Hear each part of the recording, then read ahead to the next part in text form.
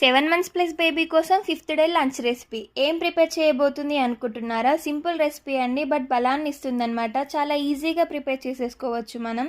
First ఒక బౌల్లో 2 spoons rice, 2 spoons పెసరపప్పు వేసి వాటర్ యాడ్ చేసి వాష్ చేసుకోవాలి. నెక్స్ట్ ఇందులో ఫ్రెష్గా వాటర్ యాడ్ చేసుకొని ఒక 10 మినిట్స్ వరకు నానబెట్టుకోవాలి.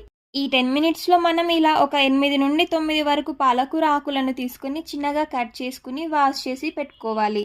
నెక్స్ట్ స్టవ్ ఆన్ చేసుకుని చిన్న ప్రెషర్ కుక్కర్లో 1 స్పూన్ నెయ్యిని వేసి వేడి చేసుకోవాలి.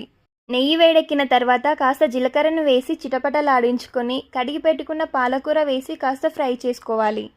ఇప్పుడు ఇందులో మనం నానబెట్టుకున్న రైస్ వేసి కొద్దిగా వేయించుకుని 1 కప్ వాటర్ అలాగే కొద్దిగా సాల్ట్ యాడ్ చేసుకొని కలుపుకొని 5 నుండి 6 విజిల్స్ వచ్చే వరకు ఉడకబెట్టుకోవాలి. పాలకూరలో ఐరన్ కంటెంట్ ఎక్కువగా ఉంటుంది కాబట్టి మనం పిల్లలకి పాలకూర రైస్ చేసి ఇవ్వడం వలన వాళ్ళకి కావాల్సిన ఐరన్ని ఎంతో కొంత అందించిన వాళ్ళం అవుతాం.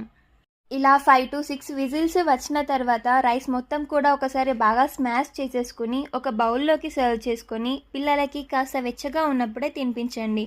వీడియో నచ్చితే ఛానల్ని సబ్స్క్రైబ్ చేయడం మర్చిపోకండి.